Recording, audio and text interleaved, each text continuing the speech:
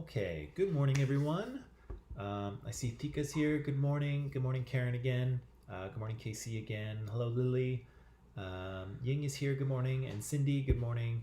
Mashid, good morning to you. And Aliana is here too. Good morning. Hello, hello, hello. Yeah, I hope everyone's doing okay this morning.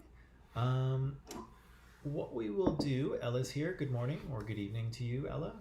Um, what we'll do today is we will finish up talking about that article that we were reading yesterday, the Jared Diamond article. And we'll talk a little bit about the transition from foraging to farming. We'll talk a little bit about what civilizations are. And then I think we will, good morning, Albert. Then we'll start to get into our first kind of cultures and civilizations that we'll talk about. Some of the cultures that show up in Mesopotamia, one of the first areas of the world to switch to agriculture. So that's kind of what we'll do today. Okay. Let me just 1 second here. I just want to do something.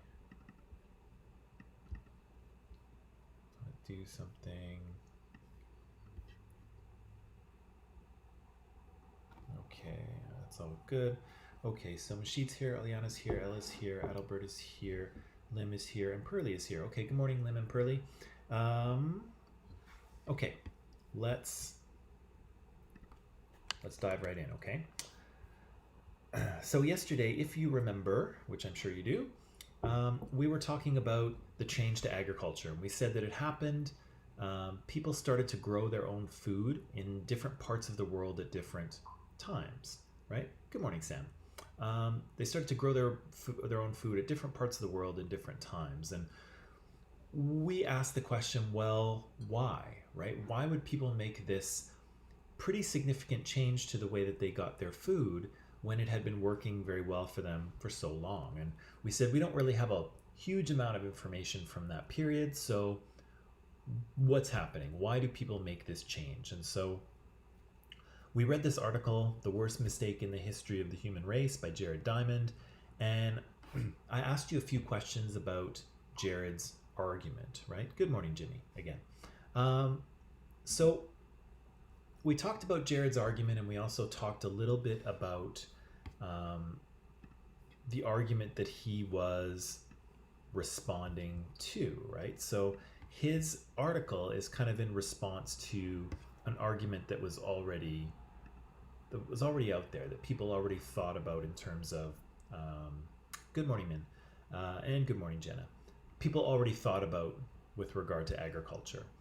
And so yeah, he was reacting to this progressivist theory. And so if you remember, the progressivists said that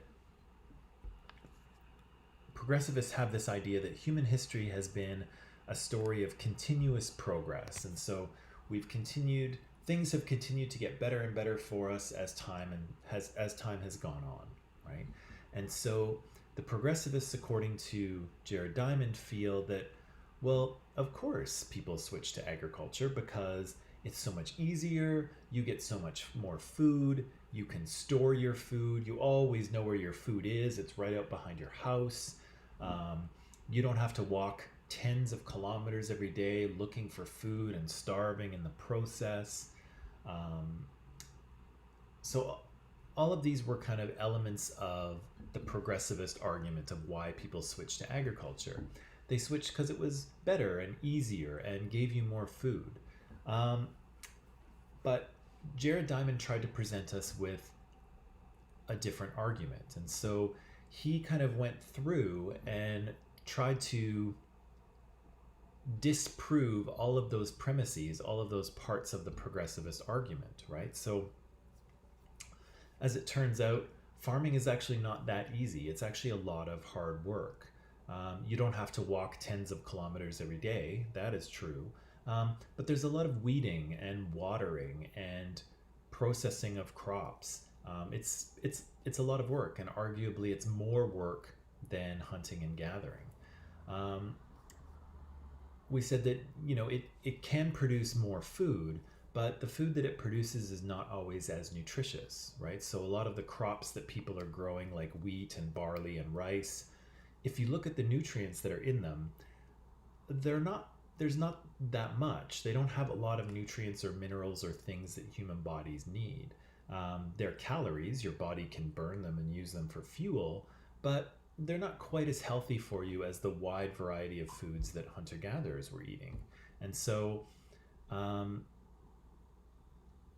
Jared Diamond kind of tried to disprove some of that argument, and then he produced his own. Good morning, Michael. Uh, you're making breakfast. Okay. Um, so we said that Jared Diamond's article was this, right? He said that actually switching to agriculture was a huge mistake for people, right? And again, as good critical thinkers, we should be asking, well, why should we believe that, Jared? And so Jared tried to offer us a few premises. His first premise was that if you looked at hunter gatherers and if you compared them to early foragers, so the first farmers, then you see that actually they were far less healthy. And so he used some evidence to support that premise, right? He said you could see evidence of disease on people's bones. He said that people didn't seem to grow as tall as they did when they don't grow as tall as foragers do, so they are not as well fed. They have a shorter life expectancy. Early farmers don't live quite as long as foragers do. And we see evidence of enamel hypoplasia. And so that has to do with malnutrition. That has to do with periods of starvation. And I showed you a few pictures of these yesterday. This is that enamel hypoplasia thing where when this person was a child, there were periods where they didn't have enough to eat. They were starving. And so their body stopped making enamel, and you can see it in the little ridges on their teeth. And again, because we only form enamel once in our lives, those lines will stay on the person's teeth for ever and ever. Luan, good morning. We see evidence of disease. So here's some parodic hyperostosis, which I think Jared Diamond mentions in the text. Here's some cribororbitalia. It's kind of the same thing. And here are some bone lesions from tuberculosis. And so all of these are very apparent in some of the skeletal remains of early farmers. And they suggest that people are suffering more disease. And part of that has to do with the fact that early farmers live in much bigger groups and they live in much smaller areas. And so if you remember, most of the foragers we talked about, they live in small groups of 30 to 50 people and they move around a lot, right? So there's really no one to catch any of these diseases from. And if you do happen to catch a disease, then you can't really pass it to that many people. But early farmers are living in large villages. There's hundreds or maybe a few thousands of people living together. And consider that this is a time in history where plumbing and sanitation, for the most part, hasn't been invented yet. And so you've got a lot of people living in one area, going to the bathroom in the same area, right? And so that stuff gets into the water supply in some cases. And so people are much more likely to get sick, right? People are much more likely to contract diseases from one another. Social distancing wasn't invented yet. And so farmers are much more likely to get sick from poor sanitation, and they're much more likely to spread it to other people because they live in really big groups and they interact with larger groups of people. And so we can see this. We can see some of these diseases that people are fighting because it remodels their bones like this. Jared Diamond had another premise, and he said that farming actually led to class divisions. And so he said it separated out people into groups that had more power and more resources than most of the people in society. So he says here, a landowning class emerges. And this is a group of people who can control people's access to land and therefore food and therefore survival. You don't see this with foragers because, like we mentioned with foragers, they don't have any sort of concept of ownership usually. Um, Everything is shared between them, and probably most importantly, most foragers don't believe that you can own land. Um, Most hunter gatherers feel that that's a bizarre concept. Um, most hunter gatherers feel that they belong to the land, they're part of the land, they're in relationship with the land. The land is kind of like their mother. The land kind of takes care of them. And so, good morning, Carmen. And so, you can't own your mother, right? That's bizarre. And so, similarly, hunter gatherers feel you can't own land either. And so, because of that, everyone in a foraging or a hunter gatherer group, everyone has access to food all the time because you can just go out and gather it for yourself. And so people can't really hold power over you. They can't really keep you from accessing the food you need because it's available to everyone. But these early farming communities, they often have um, either rights to certain part of land or they actually own land. And so some people are able to gain control of the land and then they can exert power over other people. Um, yeah, so that doesn't happen with foraging groups, but it does happen with farmers. Farmers often own their land. And then finally, Jared Diamond said that early farming groups develop sexual inequality. And so women kind of lose some of their status, they lose some of their power in society in early farming communities. And this happens for a few reasons.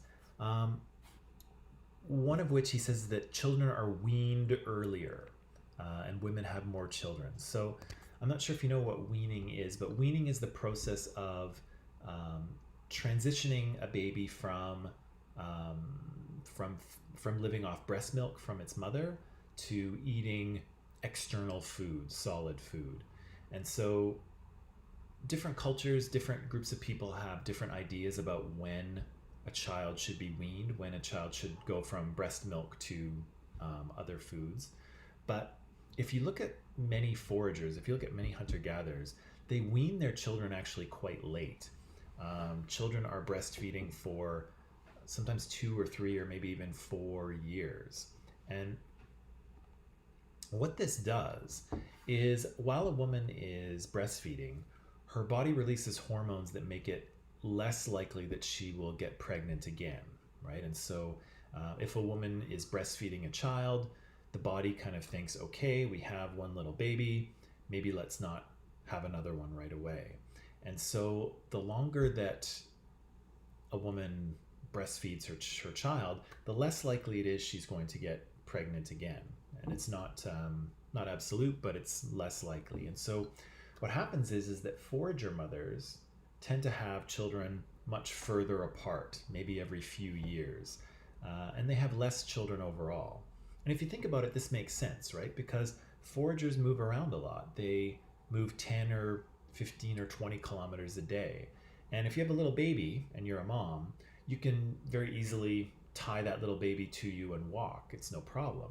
But if you have 2 or 3 little kids that you're trying to deal with, we've all seen mothers in Walmart trying to deal with 3 little kids, and it's really difficult, right? It really compromises your mobility, even in Walmart, right? Never mind if you are out on the landscape walking 10 kilometers a day. And so, again, forager mothers tend to breastfeed longer, they wean their children later, and as a result, their births are further apart, and they tend to only have one little child at a time.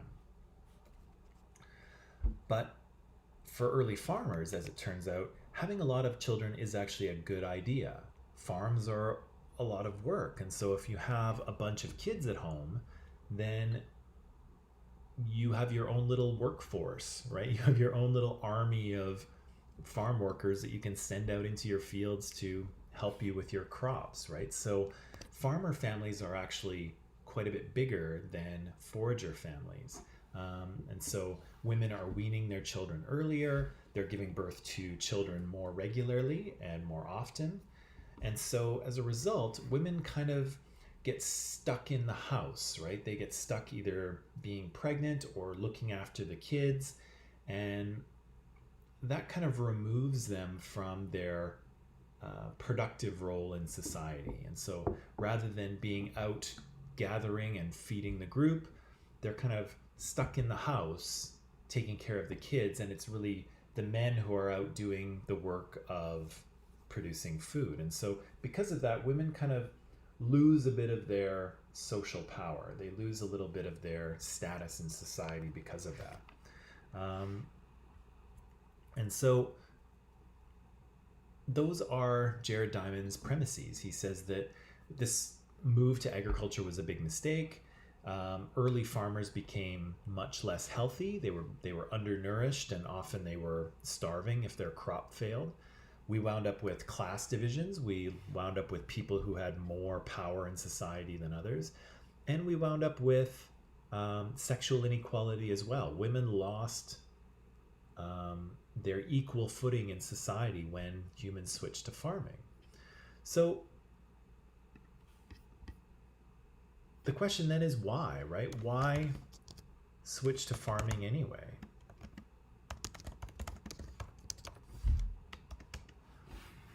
Yeah, so why do people switch to farming? He says it's such a bad idea and there's all these negative consequences. It's more work, as it turns out, than foraging is. So why do it? Why did human beings do this? He offers us an explanation, Jared Diamond does.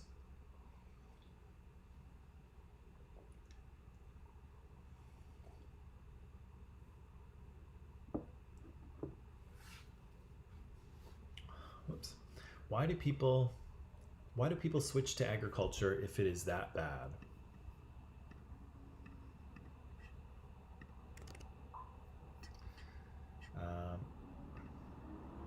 So Karen says more food for less energy. Well, they may have thought that to begin with, Karen, but as it turns out, it's more food, but it's more work. Okay, and I'll explain that a little more in a second. So Michael says it's less dangerous. That might be partially true, right? Hunting animals sometimes can be dangerous if you're hunting dangerous animals. So it is possible that farming is a little less dangerous for you than hunting and gathering. Something else is going on here, though. Something else is going on here.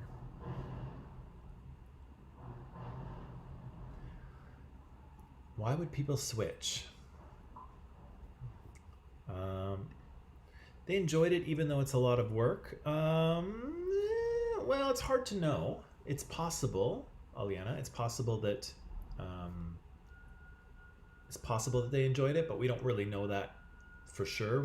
It's hard to tell how much people enjoy a certain activity in the past.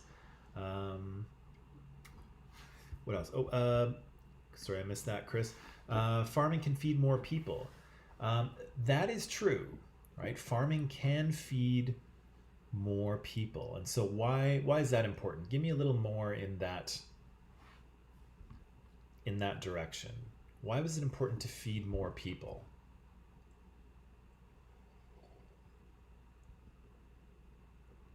Why was it important to feed more people?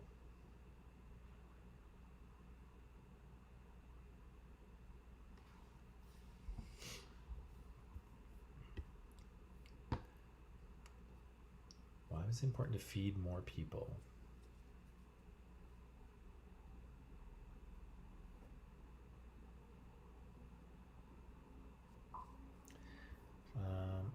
Liana says people don't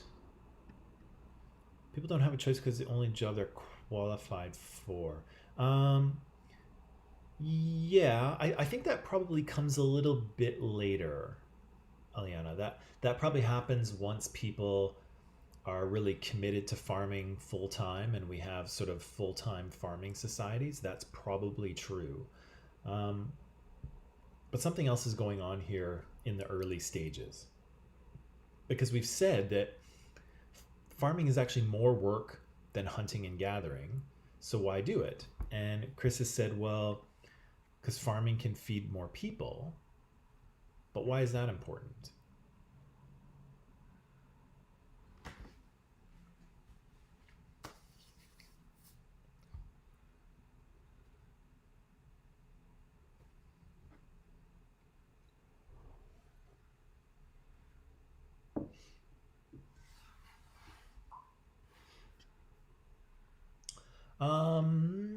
It's possible. It's hard to know. It's hard to know if that's the case. I kind of feel people in the past weren't quite as humane, but I don't really know that for sure. I'm just making that up. Um, let me give you a little help here, okay? So why switch to farming if it's actually more work? Probably not so much of this, Eliana. Vegetarianism is something that is much easier to do in the modern world than it is in the past, especially thousands and thousands of years ago. Um, Adalbert says farming offered a more efficient way to get food. Um, that is that is actually not true, but it seems true. Okay, let me let me help you out a bit here, and I'll clarify some things. Okay, so why people switch to agriculture in the first place has to do with two things: population growth and carrying capacity. Okay, so the idea here is that Jared Diamond is saying that forager populations, they try to be they try to keep their numbers consistent. They try not to grow too much, right? Because we said that Mother Nature only provides so much food. And so your population can't sort of go up and up and up and up and up because there's only so much food available. You have to stay below the carrying capacity of the land. And we talked about the carrying capacity, I think, a little bit last week. But Jared Diamond is saying that it's probably likely that human populations slowly grew regardless. And so people can try to keep their numbers down, but eventually we were successful as a species and our numbers did increase.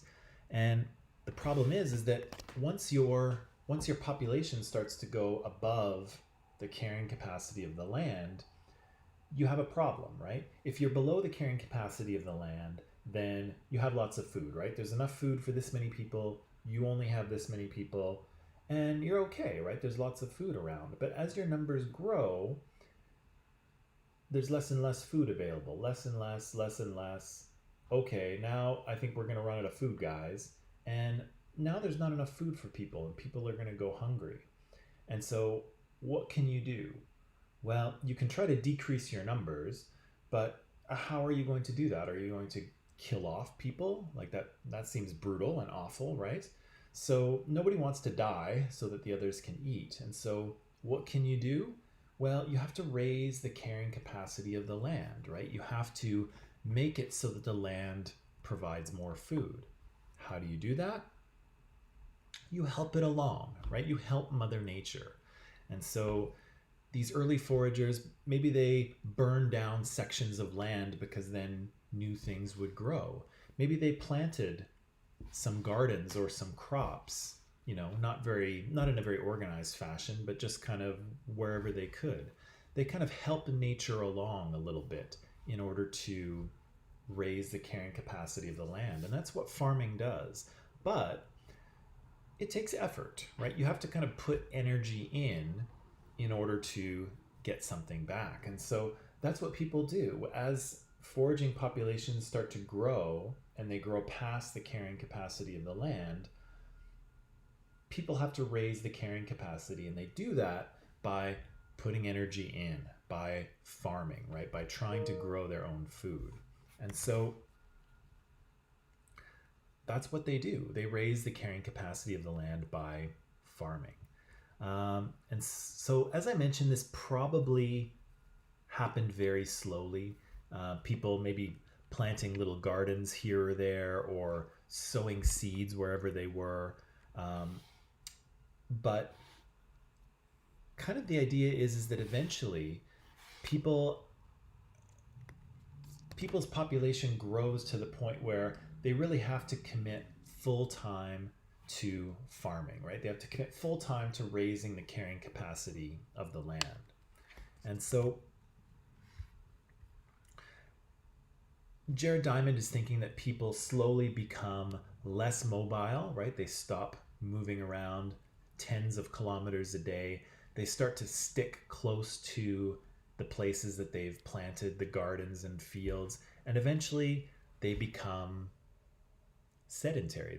They begin to live just in one place and they become solely reliant on agriculture. And again, for them, eventually, just like us, there's no way back because now your population is well above the sort of natural carrying capacity of the land. And so the only way for you to feed all of these people is to put energy in, right? To raise the carrying capacity to the level that you're at. And that's what we've continued to do as humans for basically the past 10,000 years. We've continued to raise the carrying capacity of the land by farming, by fertilizing, by making GMOs, genetically modified products. All of those things are meant to increase the carrying capacity of the land. And so now we're kind of stuck, right? We can't go back to foraging because the earth, Mother Nature, cannot support 7.5 billion people on its own. There's not enough food available for us if we don't put energy in. And so we can't really go back to foraging at this point because there's just too many of us, right? We have to put energy in. And so, Adalbert, I'm not criticizing you here, but this is actually a common misconception. The idea that farming is actually more efficient, and actually it's less. The most efficient thing you can do is not really do anything. You can just wander through the forest and, gather the food that you find. That's actually the least energy that you can spend in order to get your food. But when you start farming, now you're working, now you're putting energy in to get your food. And yes, you're increasing the carrying capacity of the land, but you're also working a lot harder too. And so now, if you think about how we get our food, it seems efficient and easy, right? You just go down to the store and you go to the food store and you put a bunch of stuff in your basket and you run it through and you bring it home and there's your food, right? It seems very easy. But if you think about all of the power that went into raising those crops, right? All of the tractors and combines and trucks to bring things from the farm to a factory and all the processing that happens in the factory. And then the trucks that send the food to the grocery store, and then the people at the grocery store who put that food on the shelf, and then you drive your car to the store and then you put stuff in your basket and people check it out and then you put it back into your car and you use gas to drive home again. And if you add up all of that energy, it's a massive amount of energy that we're using. It's just not human energy, right? It's not human effort. It's mechanical and chemical energy that's going into this. So even though we can produce huge amounts of food today, it's not nearly as efficient as hunting and gathering was. We use a lot more energy today to get our food than foragers do. It's just that most of the energy we use today is mechanical or chemical. But the early farmers, of course, they didn't have a lot of mechanical or chemical energy to use, right? They had to use their own physical effort. And so, as it turns out, early farming was a lot of work. But after a while of being sort of full-time settled farmers, there's really no way back for people. And they are committed to this new lifestyle of agriculture. Okay. Right, so I've got a little graph about carrying capacity. I think we've explained that. Yeah, so now we're at the first farmers. Now, let me just check in with you here in the comments. Does that make sense? Is everyone okay with that? I know some of those things are a little bit counterintuitive, right? The idea that farming is more efficient. It certainly feels that way today, but it's not. The idea that farming is easier. I think it's definitely physically easier now than it was thousands of years ago. Um, part of the conflict is that modern farming is not the same as farming 6 or 7 thousand years ago. Those aren't quite the same thing. Um, so it's easy for us. It's easy for us to think about their farming experience in a similar way as our farming experience, but it's not. It's not the same. So Ying's okay. Aliana's okay. All right. So the idea here is that population growth eventually requires humans to start to grow their own food. They have to raise the carrying capacity of the land in order to provide enough food for their growing numbers. But once they start farming, their populations start to go up and up and up because women start to have more children. Okay, and so the more children you have, your population goes up. Then you've got to work harder, you've got to grow more food, and these things kind of feed off each other. And eventually we wind up with 7.5 billion of us. Okay, everybody looks okay. All right. So the very first farmers that we see are probably practicing something called simple horticulture or Swidden agriculture. And often these farmers are burning down sections of land and planting crops in their place. And so they're only using simple hand tools. Here's a picture of a guy maybe burning down a section of the forest.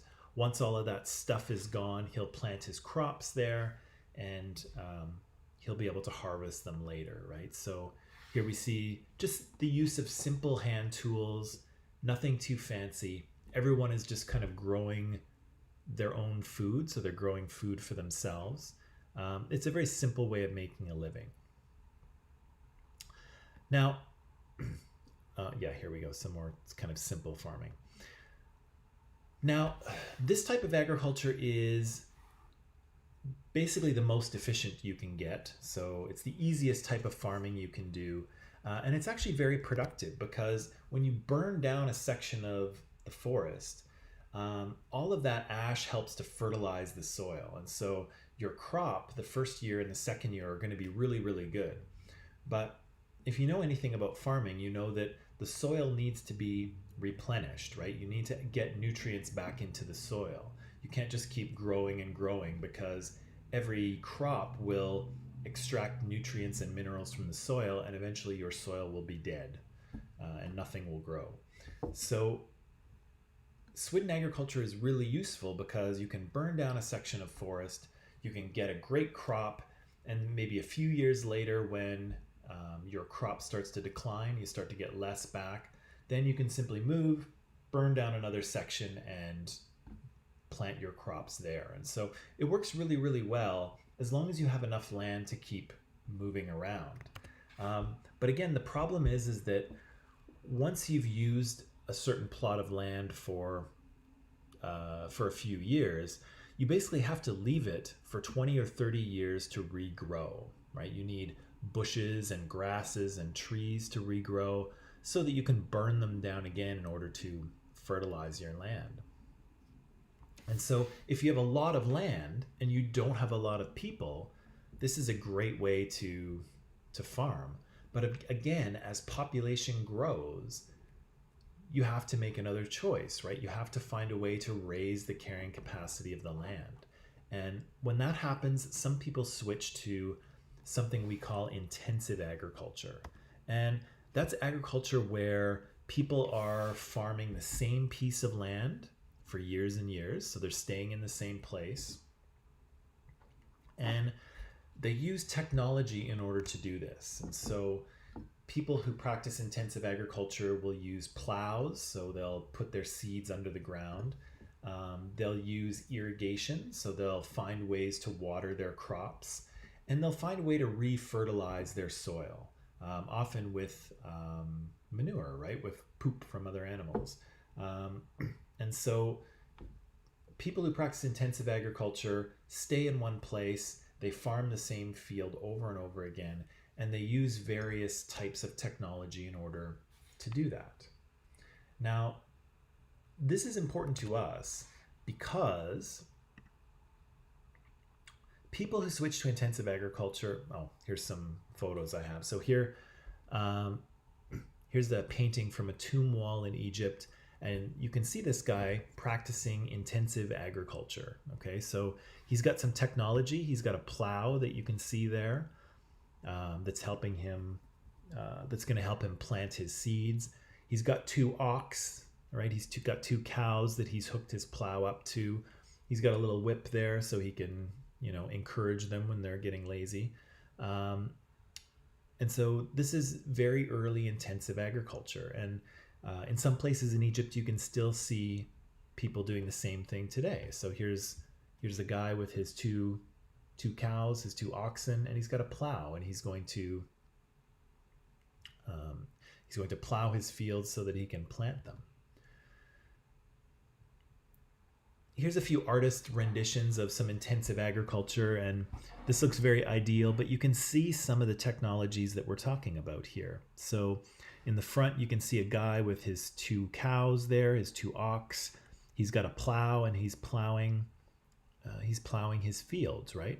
You can see that these people have created canals, right, that carry water from the river all the way up to their fields so that they can water the fields. You can see that they are making some pottery here. I think I've got another picture here. Oh, hang on. Yeah, so you can see people are living in very permanent structures now, right? They're not moving around. They're staying in one place.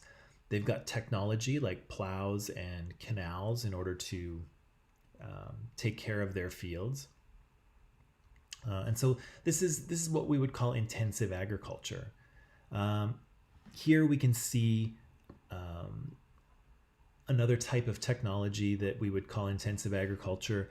We can see terraces, right? So we see a lot of these in Southeast Asia where, again, people need to farm all of the land that they have. And you can't really farm very well on a hillside unless you terrace it, right? Unless you create flat areas to grow crops. And so these hills might not be the best area to naturally grow crops, but if you create terraces, if you create little flat areas on the side of the hill, then you can, right?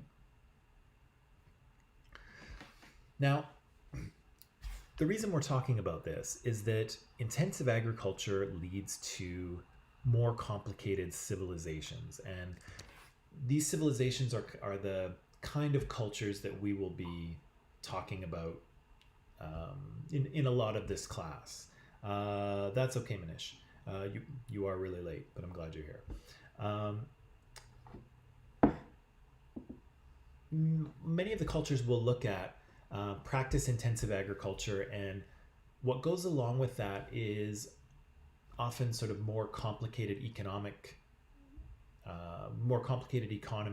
more complicated political structures, sometimes more complicated religious and art expressions, and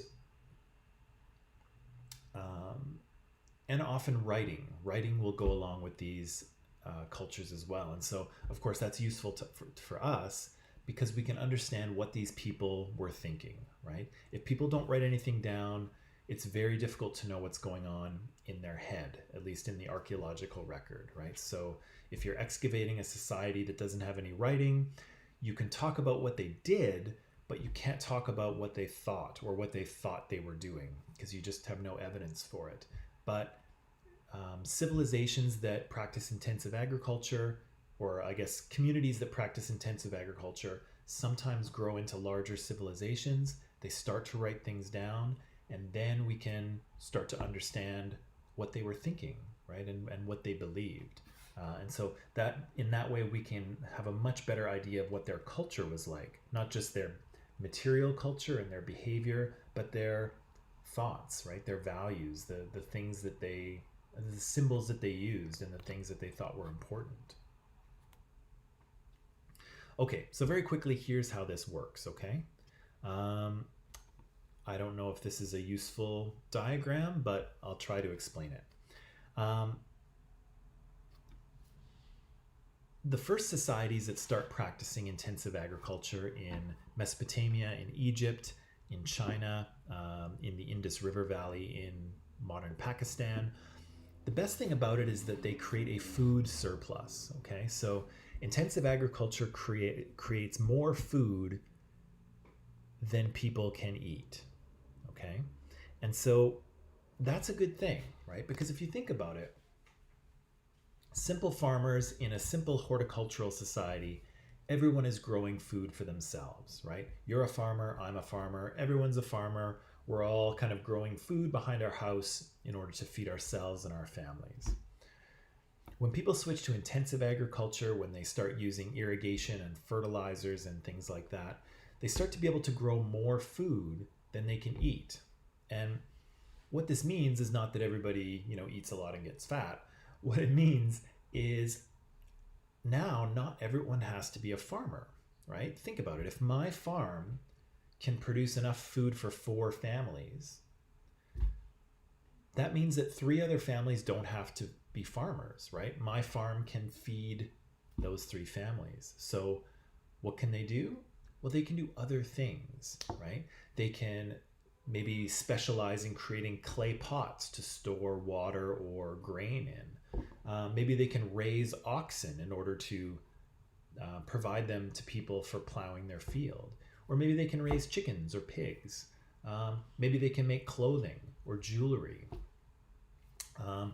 So there's all kinds of different things that people are now freed up to do because they don't have to farm. And so what's happening here is what we would call craft specialization, right? So because of this food surplus, because not everyone needs to be a farmer, because farms are becoming very productive, people are free to do other things, okay? So based on craft specialization, a little market develops, right? People suddenly become specialized in, as I say, making clothing or jewelry, raising animals, creating things that people need like plows or carts or clay pots. And then this little kind of economy develops, right? People start to trade these things for what they need. People who farm can trade the food they grow for animals or for technology they need for their farms, or for fancy jewelry or clothing or whatever they need, right? So craft specialization creates different products. People start to trade them, and a little more complicated economy it evolves. Now, the other thing that happens here is this kind of path that leads us downward. And so many of these societies that practice intensive agriculture, they need large-scale irrigation. And if you think of it, some of the first societies that start to practice farming like this in Mesopotamia and in Egypt, if you know anything about those areas of the world, you know that they are usually pretty warm and usually really dry, okay? And so the warmth is good, right? The crops like the sun, but you need to find a way to water those crops. And so these societies create a system of canals in order to bring water into the fields, bring water to feed their crops. But this is not an easy thing to do, right? Canals are not easy to dig, they're not easy to build. You need a lot of help to do it, right? It needs to be a community project that everybody works on. It needs some degree of planning and knowledge and oversight. Surveying canals and getting all of the angles correct, that's not easy to do, right? You need some expertise. And so what kind of starts to happen here over time is that you need an administration, okay? And so an administration starts out as a group of people who are responsible for the canals, okay? They're responsible for building them and making sure that they are cleaned out and maintained and repaired. We need somebody to maintain those canals, because the canals are what feeds our fields and what feeds us, right? So this starts out as kind of a group of people who are in charge of the canals, and we pay them with food, right? We pay them with the surplus food that we grow on our farms. And so those are kind of, if you will, those are kind of the first taxes. The first taxes are given to people who help to build and maintain the canals.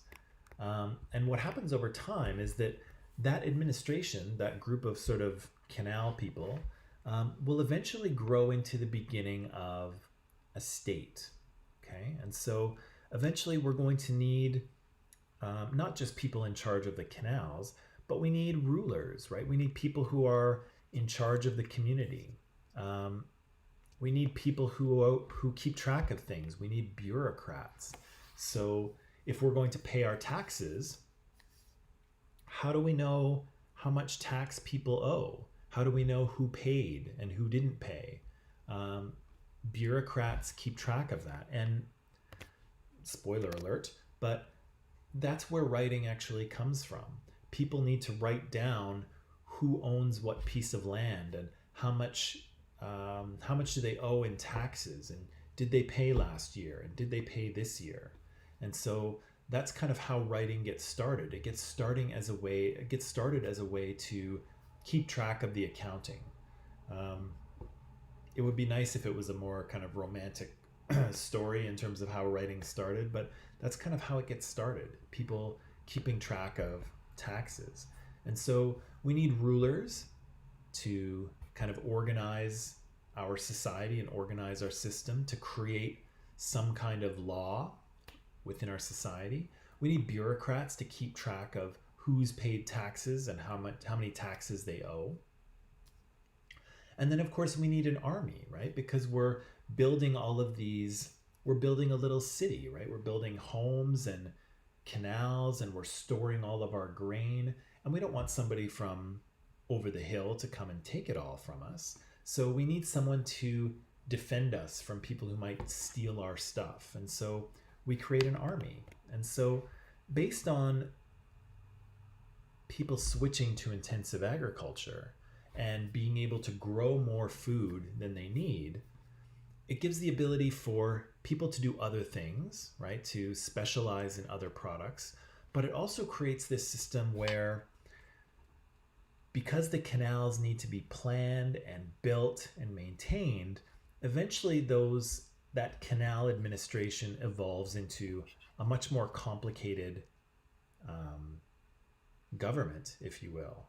And so we have kind of the beginnings of a state forming with rulers and bureaucrats and an army. And so that's kind of why we're interested in intensive agriculture, because it leads to civilizations. It leads to more complicated states that write things down. And when people write things down, we can learn what they were thinking and feeling. Okay, that leads us to what a civilization is. Now, I think it's about time for a little break here. So what I'll do is I'll give you 10 minutes so you can get up and stretch your legs and refocus your brain. Come back and we'll start to talk about what civilizations are, because many of the cultures that we'll talk about in the rest of this course fit into this category, that they are civilizations. So we should know what they are. Okay, so take a quick 10-minute break, and then I'll see you back here shortly, okay?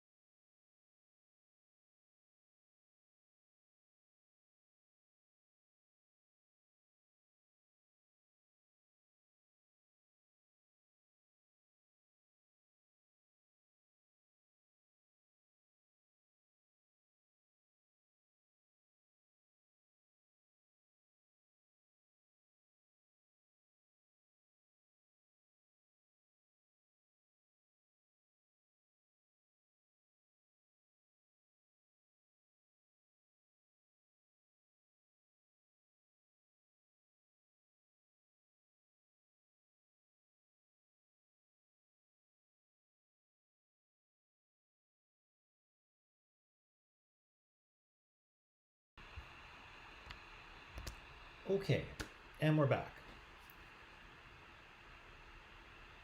So maybe I'll just check in with you here. I was going to check in with you before the break, but I'll check in now. How are we doing? Is all of this making sense? Do you have questions? Are you confused about something? How are we doing here?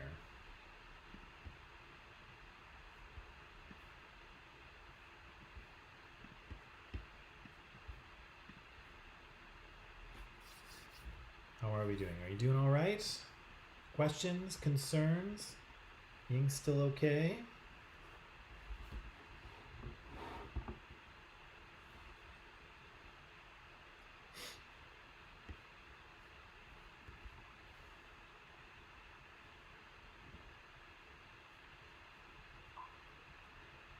Casey's okay.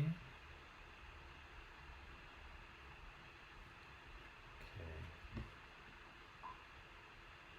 Looks like people are good here. Dika's good. Karen's good. Adalbert's okay. All right.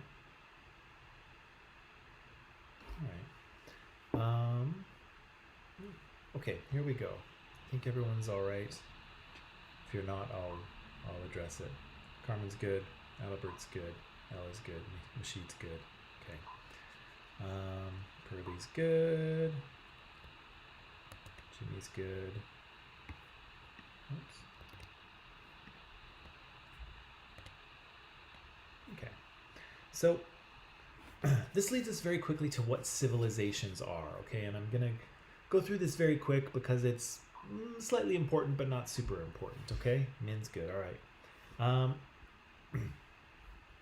I don't know what your ideas about the words civilized or civilization are, but sometimes we use civilized and uncivilized as kind of an adjective, right? And so to be civilized is good, right? To be kind of advanced and organized and orderly, and things that are uncivilized are kind of rough or savage or out of control, right?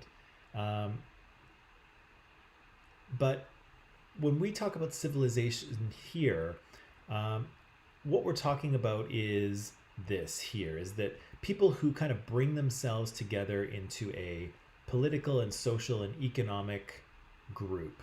Okay, so a group of people that are working together within a larger community.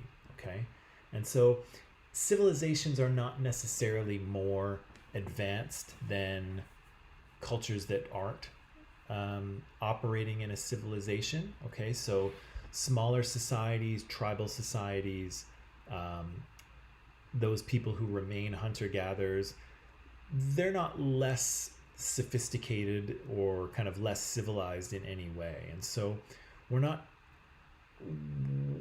talking about civilizations in terms of better or worse.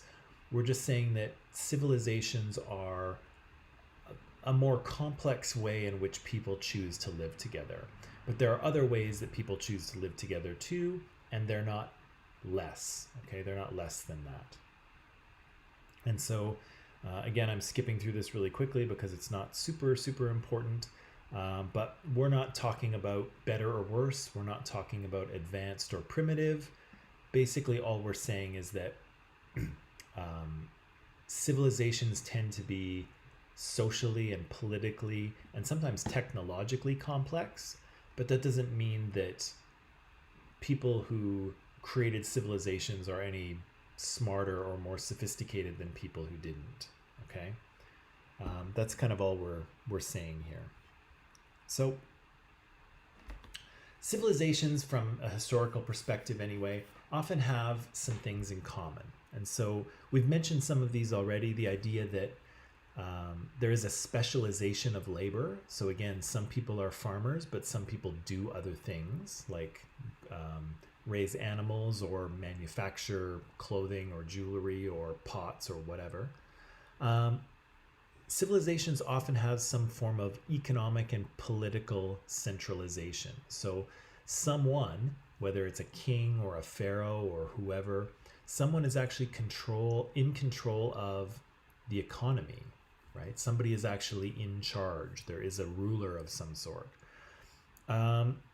humans and organisms have been domesticated. And so that means that they've been tamed. And so you have plants that are growing in the field, so they've been domesticated. You have animals that are domesticated, so maybe cows or pigs or chickens or things like that. And in a way, humans have been domesticated as well because they're living in houses and they're living a nice orderly existence. Um, Civilizations often have monumental architecture. So they often have large stone buildings, whether they're temples or whether they're palaces for the ruler or whether they're just roads. Often they have big architecture. They've actually built big stone things usually. Civilizations have taxes. People pay the government or the ruler or the administration to run their civilization. Um, Civilizations also believe often in progress and supremacism. And so, even though we're saying that civilizations aren't better than other cultures, often people who live in civilizations think they're better than other cultures. So they have this idea that they're of their own supremacism. Um, and often civilizations are expansionist. And so once they kind of appear, civilizations often want to take over the neighbors beside them. They want to gain control of more and more land. Okay, and that brings us to our first area of the world that we'll look at here, Mesopotamia. And so I'm not sure if you've heard of Mesopotamia before. It's Greek for the land between two rivers, and the two rivers are the Euphrates and the Tigris. And so where in the world is this is actually right here.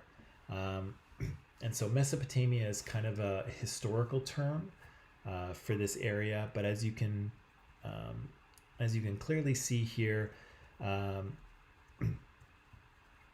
it is connected to a number of modern parts of the world, right? So part of Iran, part of Syria, part of Saudi Arabia, part of Kuwait. All of these countries are overlap in this sort of historical area called Mesopotamia. And so you can see on the map here, there's a number of city-states that popped up over the course of Mesopotamia's history. And so some of the first ones appear in the south. You can see Ur and Uruk. Those are some of the earliest city-states that appear. And then a little later, Assur and Nineveh and Babylon will show up. So this is kind of the first area of the world that we see farming appear. It's one of the first areas of the world that we see intensive agriculture appearing. And then we see these little centralized cities start to appear with big stone buildings, with rulers, with temples, with kind of organized marketplaces and economies. All these things start to pop up first in this part of the world. And so one of the things we should point out about Mesopotamia is that Mesopotamia is an area of the world, but it's not a culture. And so there are a few different cultures that appear in this part of the world over a period of a few thousand years. So Mesopotamia isn't a single civilization, and it's not a single culture. And so you can see here, I've just got a very simplified chart, and in this area of the world, the Sumerians are kind of the first culture to appear in this part of the world, and then later on there'll be Akkadians that show up, and then Babylonians, and then Hittites. And so there's kind of different groups of people that appear in this part of the world and sort of organize a civilization over, a roughly 4,000 year period. So historians and archaeologists often refer to Mesopotamia as the cradle of civilization because in the 4th millennium BC, so at about 5,000 years ago, we have two things. We have cities appearing, city-states, and we have the invention of writing. Okay, Very quickly before we go on, I just want to talk a little bit about dates because we'll be seeing some dates show up. Um, Most of these dates are organized um, in a very sort of Judeo Christian Western fashion. And so they are all set with the supposed birth of Jesus at the year zero. And so, of course, now we're living in 2020. That's 2020 AD, which is 2020 years after the birth of Christ. And so any date BC is a certain number of years before the birth of Christ. So if we see something that is 3000 BC, that's in fact 5020 years ago, right? Because we have to go back to the year zero and then before the year zero. You may also see BCE and CE as well. And so a while ago, some people thought that it was silly to use before Christ because if you weren't Christian, then that wouldn't really mean anything to you. And so some people started using this BCE, before the Common Era, and CE, the Common Era. And so the year numbers were the same. They just changed how they called it. And so the year 100 BC and the year 100 BCE, those are the same thing. They've just kind of changed the naming of it. And sometimes you'll see BP as well. And so that means before present. And so sometimes if people have radiocarbon dates, they'll talk about them in years before present. And so that just means how many years ago. So if you have something that's 10,000 BP, that's 10,000 years before present. That's 10,000 years before now. Okay. So probably mostly what you'll see is BC and AD, but I just wanted to talk about that so that we knew the time frame, okay? So in Mesopotamia, we have human civilizations going back 10,000 years. And so again, we've got this area between two rivers, the Tigris and the Euphrates, and the rivers and the sort of floodplains around them allowed people to settle down, allowed people to stay in one place and begin to farm. And as their populations grew and as their agriculture became more complicated, more and more people came to live there, and eventually cities began to appear. And so this kind of leads me to, or leads us to, a little reading that we need to do in the textbook. And so, of course, the textbook is in Microsoft Teams under Files, and it's also in Student Portal under Course Documents. There's just a few pages that I want you to read that have to do with this sort of ancient Mesopotamia area. And so I just want you to read pages 25 to 27. And then I also have a few questions for you right here, okay? So maybe what I'll do is I will post those in Student Portal.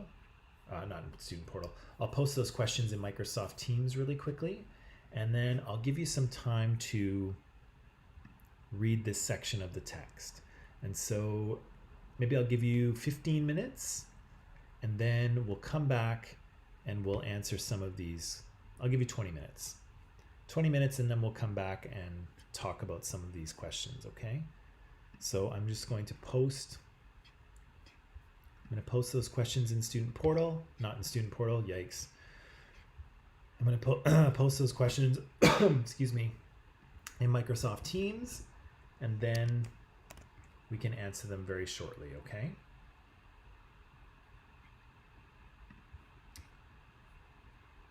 All right.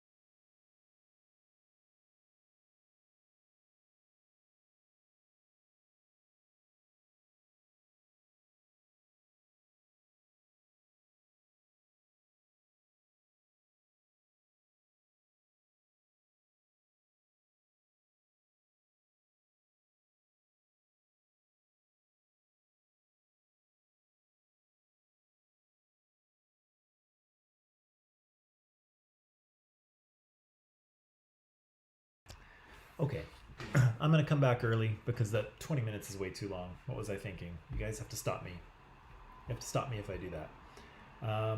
Okay, that's enough time to read this. It's a very short section. There's not that much in it. Um, but I do have some questions. I do have some questions for you.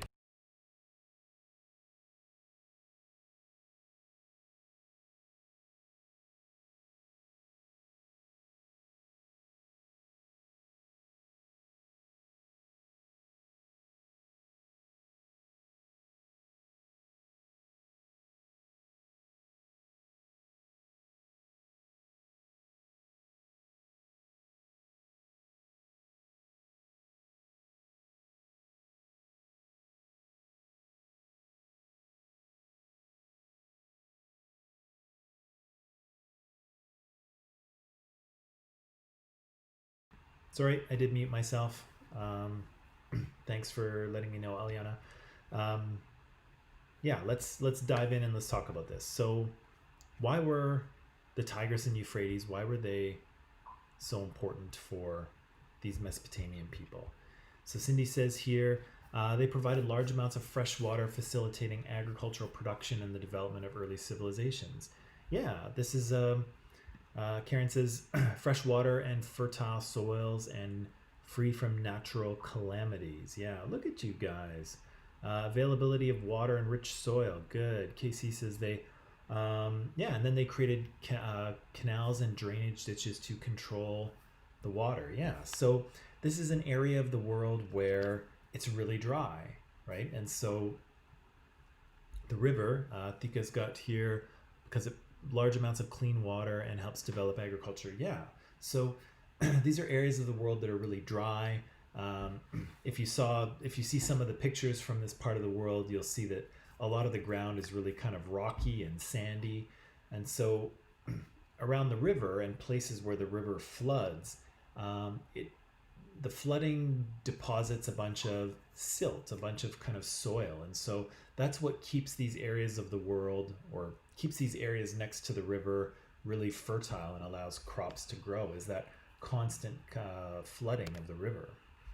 Oops. Aliana says, yeah, they provide lots of clean resources, resources including clean water.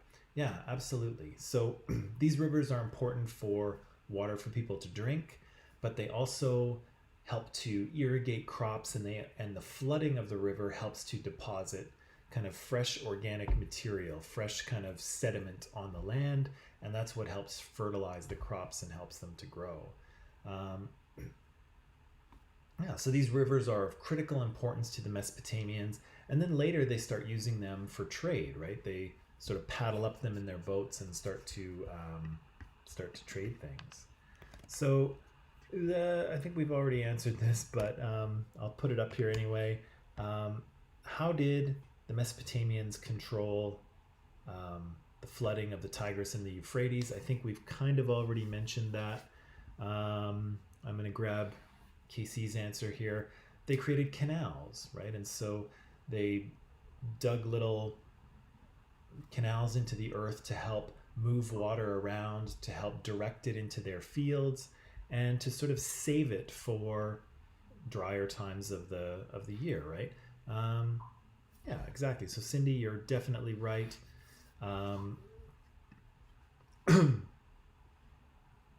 Sorry. What do we have? So the region presidents create area. Yep, that is also correct. Lim, that's good. Mashid says, yeah, they built irrigation canals and drainage ditches. Perfect. So they managed the flooding of these two rivers with canals, right? And that helped them to irrigate their crops. That's good. Good. Thika, they built drainage ditches. Good. Yeah, good stuff. That is what they did. So yes, drainage ditches, canals help them to manage their water. So what kind of resources did the Mesopotamians have? So we know they had this river, we know they have fresh water, but what other things did they have in terms of natural resources? The answer is not much, but what did they have?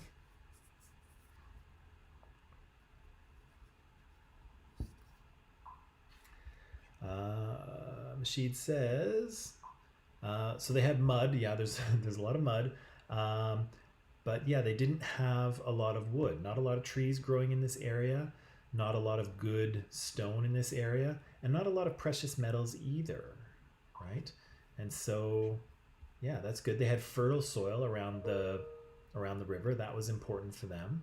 Um, but yeah, they some of these kind of really important things that people use to build with wood or stone were actually not present in Mesopotamia. And so, um, as you might imagine, and as the book talked about, they had to trade for them, right? So they grew their own food, but then they could export things to other areas and acquire some of the resources that they needed, right? And as you saw in the textbook or as you read, there's actually, even very early on, there are trade networks in this part of the world, right? And so people in Mesopotamia are trading with people in Acadia to the north. They're trading with the Egyptians to kind of to the southwest, and they're trading all the way to the Indus Valley civilizations, which are in Pakistan. And so there's lots of people moving around, even at this early stage in written history.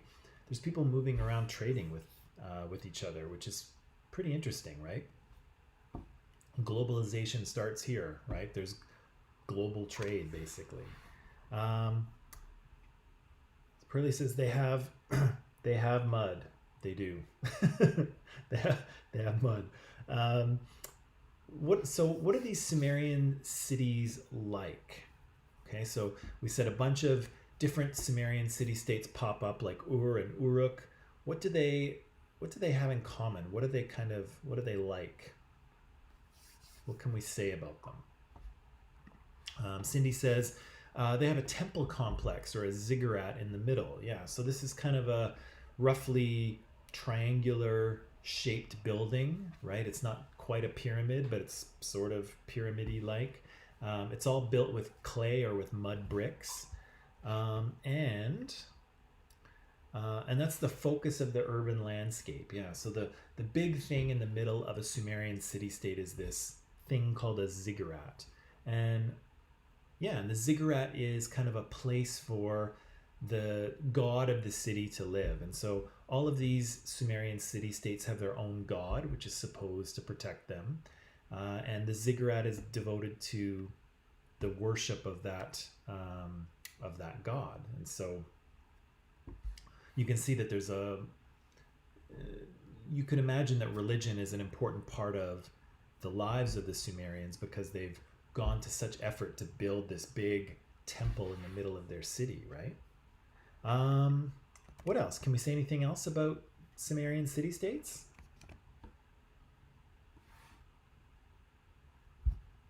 So we have a big ziggurat in the middle. A good way to think about a city-state is it's almost like a little country, okay? So it has a ruler, it has a little economy, it has a little government, it has a bunch of priests, and so it's kind of like the first version of a country. Countries don't exist yet, countries haven't been invented, but a city-state is kind of like a mini country all to itself. And so yeah, they have centralized leadership, they have organized religion, they have a little economy. Sometimes city-states will try to take over the land outside of it. Sometimes they'll get into conflicts and warfare with other city-states. So they're kind of like little countries. And then the last question I'll ask you here is the Sumerians. It says the Sumerians are polytheistic. So what does that mean, polytheistic?